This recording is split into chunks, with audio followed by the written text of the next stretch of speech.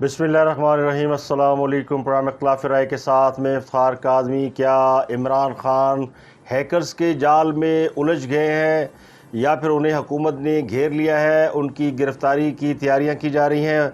क्या लॉन्ग मार्च से कबल इमरान ख़ान गिरफ़्तार हो जाएंगे? और कल रात भी उनकी गिरफ़्तारी की अफवाह के बाद बनी गाला में कारकुनों की भारी तादाद जो है मौजूद रही। तो ये चल क्या रहा है, हो क्या रहा है? हाँ साहब की जो तहरीक आज़ादी या हकीकी आज़ादी की जो तहरीक है, उसके हवाले से जो ऑडियो लीक सामने आ रही हैं और जो इमरान खान साहब की अपनी स्ट्रेटजी है वो ये बताती है कि वो जल्द लॉन्ग मार्च की कॉल देंगे, लेकिन क्या वो अपने इरादे पर अमल कर पाएंगे या नहीं, ये सबसे बड़ा और अहम सवाल है। यानी सवाल ये कि क्या इमरान खान लॉन्ग मार्च से पहले गिरफ़्तार हो जाएंगे या वो लॉन्ग मार्च करके हुकूमत को दबाव में ले आएंगे, या अगर वो लॉन्ग मार्च करते भी हैं तो क्या हुकूमत गिरा पाएंगे। ये सारे अहम सवाल हैं जो आजकल टॉप ऑफ दी लाइन है। कल खान साहब के बहुत से करीबी साथियों की गिरफ़्तारी हुई है, जिसके बाद से पैनिक फैल गया है और इमरान खान साहब ने जो लॉन्ग मार्च करना उसके हवाले से उन्होंने कल खिताब किया मियाँ वाली में और ये दावा किया। दावा उनको पुराना है, नया दावा नहीं है। वो ये पहले भी करते रहते हैं और कहते हैं जी 4 लोगों ने उनके कत्ल का प्लान बनाया हुआ है, उसकी एक टेप तैयार की हुई है। और एक तरफ वो कहते हैं कि उन्होंने अपनी टेप तैयार की है, जब मुझे कुछ हुआ तो वो टेप मंजर आम पर आ जाएगी। दूसरे वो ये भी कह रहे हैं ये ऑडियो और वीडियो टेप सारी जाली है, ये एडिट शुदा है, यानी इन्हें जोड़ कर मिलाया गया। तो खान साहब की जो अपनी वीडियो टेप होगी वो कैसे असली मानी जाएगी? खान साहब की बैक टू बैक जुम्मे को 2 ऑडियो लीक्स हुई और एक ऑडियो लीक पे तो मैंने आपको साथ शेयर कर लिया था कि वो क्या थी, और दूसरी ऑडियो लीक उसके बाद आई, वो साइफ़र का पार्ट 3 है। पार्ट 1 और पार्ट 2 आ चुका है और साइफ़र का पार्ट 3 है। उसके हवाले से भी आपको बताएंगे कि उन्होंने अपने मुखालिफिन के हवाले से जो कुछ कहा। लेकिन खान साहब ने जो मियाँ वाली के जलसे में कहा उसकी बात कर लेते हैं। उसमें उन्होंने जेल भरो तहरीक चलाने का ऐलान किया है। तो खान साहब यानी वो कह रहे हैं जी कि हम जेलों से नहीं डरते और वो जेल भरो तहरीक चलाने का सोच रहे हैं, और मुल्क की जेलों में इतनी जगह नहीं जितने उनके पास लोग हैं। तो ये लगता ही है कि खान साहब की जो इस वक्त मूव चल रही है, जो तहरीक चल रही है, वो ख्वाहिशात पर मबनी है और ख्याली पुलाव ज़्यादा उसमें शामिल है कि वो ये कर देंगे वो कर देंगे। ऑन ग्राउंड अगर देखा जाए तो तहरीक इंसाफ ऐसी जमात नहीं है जो कि जेलों की सख्तियाँ बर्दाश्त कर सके। वो तो लाठियाँ और आंसू गैस के शेल नहीं बर्दाश्त कर सकते। अभी तक 25 मई को होने वाले जो वाक़यात हैं उनके ऊपर तहरीक इंसाफ के लोग जो हैं वो अपनी पार्टी से, और जहाँ जहाँ उनकी पार्टी की हुकूमत है वहाँ अक्सर ये शिकवा करते पाए जाते हैं कि उन लोगों के ख़िलाफ़ कार्रवाई क्यों नहीं हुई जिन्होंने उस दिन यानी 25 मई को उनके घरों पे छापे मारे थे या उनको टीयर गैस के ज़रिए रोकने की कोशिश की थी। और अगर ये लोग जेल भरने के लिए इतने एक्साइटेड होते या जेल भरने के लिए इतना उनके अंदर दमखम होता तो फिर 25 मई को लोग ये आंसू गैस और इसकी परवाह ना करते और रुकावटें तोड़ते हुए खान साहब के उस लॉन्ग मार्च में शरीक होते, जो कि इस वजह से नाकाम हो गया कि जब खान इस्लामाबाद पहुंचा तो पीछे मुड़ के देखा तो उसके दाएं बाएं लोग गायब थे। इस बार इसलिए खान साहब सबसे खल्फ भी ले रहे हैं और कस्में भी उठवा रहे हैं, वादे भी ले रहे हैं और पूरी तरह यानी उनका ख्याल ये है। अब वो ये जेल भरो तहरीक भी जो है मेरे नज़दीक तो ब्लफ है। खास अब इस तरह के कई ब्लफ इस्तेमाल कर चुके हैं, चूँकि वो अपनी ऑडियो लीक्स में ख़ुद इस बात का इतराफ़ कर रहे हैं कि वो ब्लफ मास्टर हैं। उन्होंने साबित कर दिया कि वो जितनी जो जो कुछ कर रहे हैं उसके पीछे सिर्फ उनकी चाल है। तो चाल से मुराद यही होता है कि वो मूव करते हैं किसी चीज़ को, इसे स्ट्रेटजी भी कहा जा सकता है, लेकिन जिस स्ट्रेटजी को पॉजिटिवली या जिस स्ट्रेटजी के खदोखाल तयशुदा ना हो और महज वो मफरूज़े पे मबनी हो तो फिर उसको ख्याली पुलाव ही कहा जा सकता है, उसको ब्लफ ही कहा जा सकता है। तो बुनियादी तौर पर खान साहब ब्लफ मारते हैं और जिस तरह वो लॉन्ग मार्च की कई अरसे से मिस कॉल्स मार रहे हैं। तो अब खान साहब की जेल भरो तहरीक का कोई सरपैर वजूद नहीं है, जिस तरह उनकी जहाद की कॉल का कोई वजूद नहीं है, जिस तरह उनके 50 लाख घरों का कोई वजूद नहीं है, जिस तरह उनकी 1 करोड़ घरों 1 करोड़ नौकरी का कोई वजूद नहीं। तो उनकी पूरी सियासत को अगर आप उठा के देखेंगे तो वो इसी के इर्द गिर्द घूमती है। अब टू दी पॉइंट बात करते हैं कि ये खान साहब ये सब कुछ क्यों कर रहे हैं, नंबर 1, और नंबर 2 इसका उन्हें फ़ायदा क्या होगा, और नंबर 2 इसकी क्या वो ये सब करने के बाद दोबारा इक़्तिदार में आ सकते हैं कि नहीं आ सकते। लेकिन इससे पहले एक ख़बर आपके साथ शेयर करता चलूँ, वो है इलेक्शन के हवाले से। इलेक्शन 16 अक्टूबर को होना है, बाई इलेक्शन, और वो बाई इलेक्शन के बारे में अब इतला ये है कि वज़ारत दाखिला ने ख़त लिख दिया है बाकायदा, और इलेक्शन कमीशन को, और यानी इलेक्शन मुलतवी करने की दरख्वास्त कर दी है। जो ख़त लिखा है वज़ारत दाखिला ने इलेक्शन कमीशन को, उसमें लिखा ये गया है कि सैलाब और उसके बाद बीमारियों बिलखसूस डेंगी ये बहुत फैला हुआ है, और इस बुनियाद पर इलेक्शन कमीशन ने ज़िमनी और बल्दियाती इलेक्शन मुलतवी किए थे पिछली दफ़ा जो होने थे। अब भी सूरत हाल वैसी है, और अब भी फ़ौज और FC जो है वो वसी पैमाने पर रेस्क्यू और रिलीफ में मसरूफ़ है। इसके अलावा एक और इम्पॉर्टेंट नुक्ता इसमें शामिल किया गया, वो ये कि मुस्तनद इतलात ये कि एक सियासी जमात 12 से 17 अक्टूबर के दौरान इस्लामाबाद का मुहासरा करना चाहती है, और इस्लामाबाद के मुहासरे की तारीखें 16 अक्टूबर यानी ज़िमनी इलेक्शन के से मुताबिकत रखती हैं। तो जब लॉ एंड ऑर्डर ख़राब होगा या फेडरल कैपिटल को किसी किस्म का कोई थ्रेट होगा, तो फिर पुलिस की भारी नफरी दरकार होगी अमन अमान की सूरत हाल को बरकरार रखने के लिए। तो इसलिए वज़ारत दाखिला ने ये कहा जी कि इस सूरत हाल में आर्मी, रेंजर, FC जितने लॉ इन्फोर्समेंट एजेंसी हैं इन पर दबाव होगा, इनसे अगर कोई इजाफी काम लिया गया यानी इलेक्शन वगैरह कराया गया तो इससे इलेक्शन की साख पर सवाल उठेगा। तो इसलिए कहा गया जी कि ये इलेक्शन जो है 3 माह के लिए मुलतवी किए जाए। तो इस बात का इम्कान बहुत ज़्यादा है कि ये इलेक्शन मुलतवी कर दिए जाए। वैसे भी इलेक्शन के हवाले से कोई अब तैयारियाँ नज़र नहीं आती, और तहरीक इंसाफ भी संजीदा नज़र नहीं आती, और इसलिए वो अदालत भी चले गए थे कि इलेक्शन किसी तरीके से ना हो।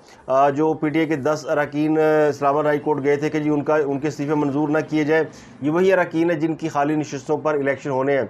अगर इस्लामाबाद हाई कोर्ट उनको बहाल कर देती तो फिर इन नशिस्तों पर इलेक्शन वैसे भी रुक जाते, लेकिन अब हुकूमत भी चली गई इस काम में, तो इसका मतलब हुकूमत और अपोजिशन दोनों नहीं चाहते कि ये इलेक्शन हो। तो इलेक्शन कमीशन को फिर इस पर क्या एतराज़ हो सकता है? वो कहते हैं मियाँ बीवी राजी तो की करेगा काजी।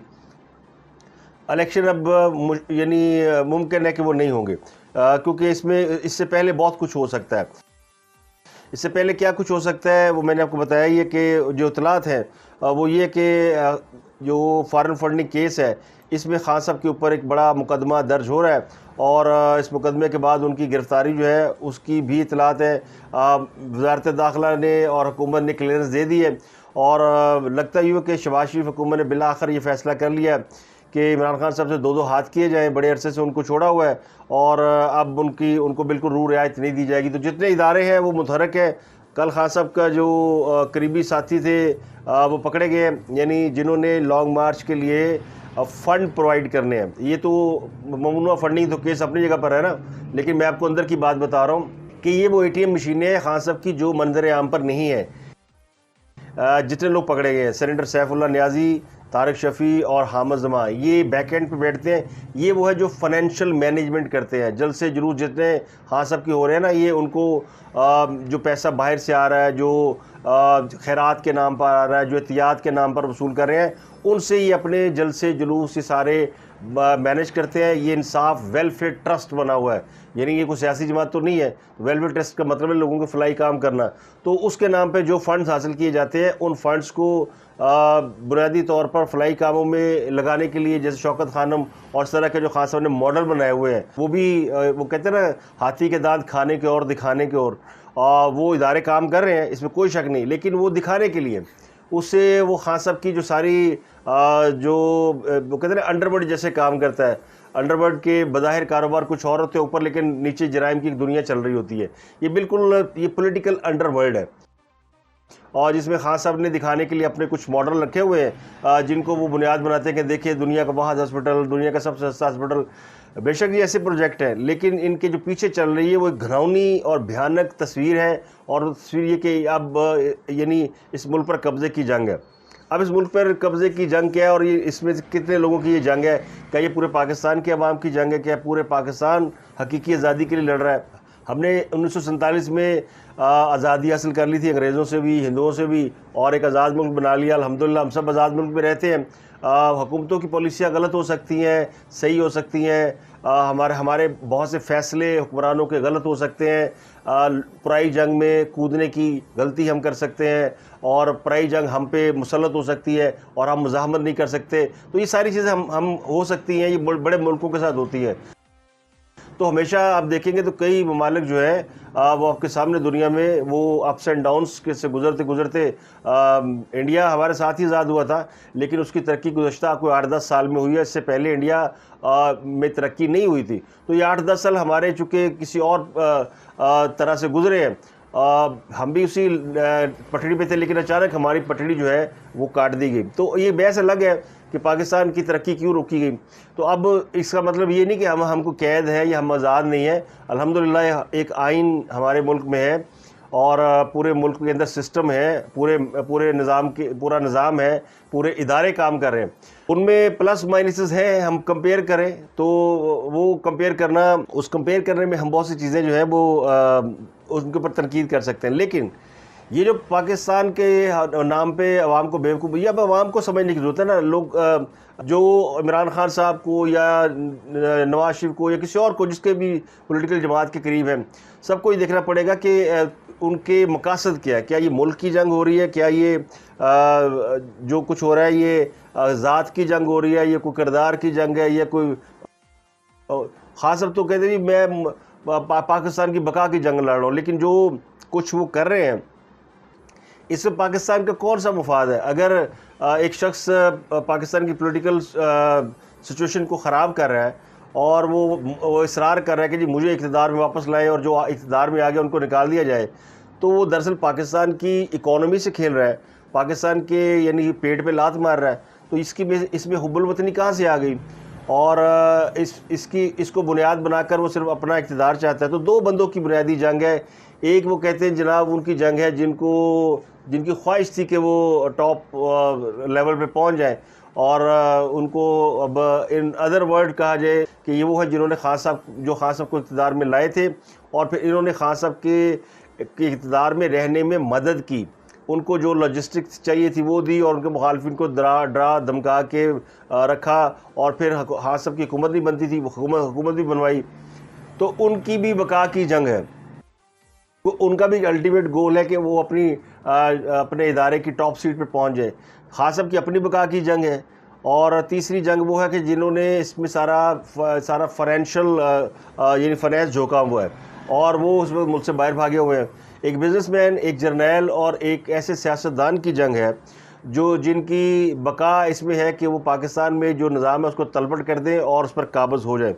तो ये इस वक्त जंग लड़ी जिसको हकीकी आज़ादी का नाम दिया जा रहा है। तो फिर जो अब ऑडियो लीक्स आ रही हैं तो सबको पता है, और ये ऑडियो लीक्स आने के बाद लोगों को इमरान खान साहब के बारे में ज़्यादा पता नहीं चला। इससे पहले लोगों को पता है इमरान खान साहब का डे वन से लोगों को पता है कि वो किस तरह से सियासत में आए, किस तरह से वो इक़्तिदार में आए, किस तरह उनके लिए लोगों को मैनेज किया गया, किस तरह उनको लोग तोड़ कर दिए गए, किस तरह उनकी हुकूमत चलाई गई।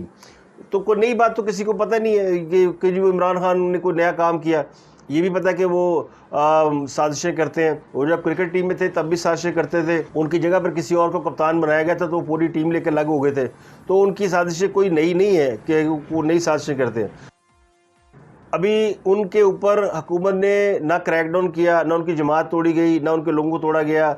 तो ये पहली बार हो रहा है कि नज़र आना शुरू हो गया है कि अब शायद उस पर अमल शुरू हो रहा है। अगर किसी ने खान साहब की जमात को क्रैक करना हो तो अब उसकी क्रैकिंग का अमल शुरू हो गया है। एक तो उनका वोट बैंक वैसे ही कम हो रहा है, और दूसरा चूँकि उनको इस फ्रस्ट्रेशन है कि वो जो लोग उनको लेकर आए थे, जो उनको सपोर्ट कर रहे थे, वो निज़ाम में से निकल गए हैं या निकल रहे हैं। तो इसकी उन्हें खासी जो है वो प्रॉब्लम है। तो इस वजह से वो लगता है कि उनके गिर्द घेरा तंग हो रहा है, और हुकूमत ने भी तय कर लिया कि अब उनके गिर्द घेरा तंग कर लिया जाए। दूसरी इसके साथ साथ जो ख़तरनाक सिचुएशन बिल्ड हो रही है वो हो रही है तालिबान की पेनिट्रेशन पाकिस्तान के कई इलाकों में बढ़ चुकी है। वो अब पेशावर से और सवात से आगे निकल आए हैं, और गिलगित बल्तिस्तान के बारे में भी खबर है कि वहाँ भी उनके किसी सेनेटर को अगवा किया गया 10 सियाहों समेत। और एक वाक़या लाहौर में भी पेश आया, किसी को उन्होंने मर्डर किया। तो उनकी पेनिट्रेशन, तो इदारे इस मामले में भी खासी परेशानी का शिकार हैं कि एक तो सियासी मामला उलझ गए हैं, और दूसरा जो लॉ एंड ऑर्डर की सिचुएशन है वो कुछ ज़्यादा अच्छी नहीं है। तो हुकूमत उनको रोकेगी या रोक पाएगी या नहीं रोक पाएगी, ये तो यानी अभी क्वेश्चनेबल है ना, कि जो हुकूमत दावे कर रही है वो इन दावों पर कितना पूरा उतर सकती है। अब तक तो हुकूमत ने खान साहब को कहते हैं ना सुई भी नहीं चुभोई। लेकिन अब गिरफ्तारियों के बाद लगता यूँ कि फैसले कर लिए गए और ये तय कर लिया गया कि इमरान खान साहब को बिलाखिर जो है वो उनकी जो मंजिल है वो कोई और है, और इस बात का इम्कान बहुत ज़्यादा है कि खान साहब लॉन्ग मार्च से पहले गिरफ़्तार कर लिए जाएँ। ये वजह है कि उनके जो हमायती मीडिया है वो कल से ख़बरें चला रहा है कि इमरान खान साहब को गिरफ़्तार किया जा सकता है, और फिर ये कोई तीसरी चौथी मरतबा हुआ है कि बनी गाला में लोगों को कॉल किया गया है अचानक रात को, और फिर लोग पहुँचे वहाँ पर जी कि इमरान खान साहब को, और फिर वो आपको पता है एक सिलसिला शुरू हो जाता है, इमरान हमारी रेड लाइन है। तो इमरान खान किसी की रेड लाइन है या नहीं है, लेकिन इमरान खान साहब के लिए एक रेड लाइन तय कर दी गई थी। वो रेड लाइन वो क्रॉस कर चुके हैं, और जब वो रेड लाइन क्रॉस कर चुके हैं तो फिर उनको माफ़ी कैसे मिल सकती है। तो ये बात तकरीबन तय है कि इमरान खान साहब को यानी पकड़ा जाएगा, और अगर वो उनको पकड़ने में कोई चीज़ ममानत हुई, यानी हुकूमत उनको पकड़ने में नाकाम हुई, तो फिर इमरान खान साहब जो है वो हुकूमत के लिए ज़्यादा मुश्किलात पैदा कर सकते हैं, क्योंकि उनका प्लान सिर्फ इस्लामाबाद में जाके प्रोटेस्ट करना नहीं है, बल्कि उनका प्लान कुछ और है, और वो प्लान खासा ख़तरनाक है। वो उस वक्त जंगो जदल से भी गुरेज़ नहीं करेंगे, और वो डू एंड डाई करना चाहते हैं, लेकिन वो जिस बुनियाद पे सब कुछ करना चाहते हैं वो बुनियाद एक्चुअली है नहीं। यानी वो जिन लोगों से तोक्को कर रहे हैं कि वो उनके लिए तलवारें सौंध कर मैदान में सर पर कफन बांध के निकल आएंगे, उनके पास वो सिपाह नहीं है। उनके पास वो सिपाह तो ज़रूर है कि जो कि बयानिया की जंग लड़ सकती है, यानी जो ट्विटर पे ट्वीट कर सकती है, या ज़ुबानी कलामी लोगों को बुरा भला कह सकती है, वीडियो बना सकती है, और फिर उनको कोई हाथ लगाए तो उई अल्लाह कह के पीछे हट जाते हैं। ना वो जेल के का मटेरियल है, ना वो लॉन्ग मार्चों का मटेरियल है, ना उनके पास धरने का मटेरियल है। अलबत्ता उनके पास जो मटेरियल है वो है वो मैं कहना नहीं चाहता, लेकिन वो मुझे लग रहा है कि वो जो कुछ अफ़गानिस्तान में जिन लोगों ने जो अफ़गानिस्तान से बेनीलो नाकाम नामुराद लौटे हैं, या उनको अब कहीं और जाए पनाह नहीं मिल रही, तो उनको एक नया सेफ हेवन चाहिए। तो खान साहब उसके लिए मुझे लगता है बाहें खोल के बैठे हैं, क्योंकि ये भी नज़र आ रहा है कि ये भी कहीं ना कहीं कोई एनेक्सिस होगा।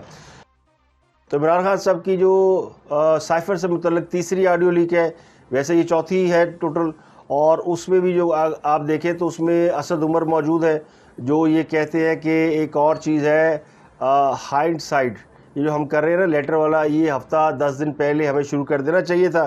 तो इमरान खान साहब कहते हैं इस लेटर का बहुत बड़ा, यानी जो हम सोच रहे हैं ना, इसका सारी दुनिया के अंदर एक असर यानी इम्पैक्ट चला गया है। इस दौरान श्री मज़ारी इस मीटिंग में मौजूद है। वो कहती है कि चाइनीज़ ने ऑफिशियल स्टेटमेंट इशू की है, अमेरिका की हमारे अंदरूनी मामला में मुदाखलत की मजम्मत करते हैं।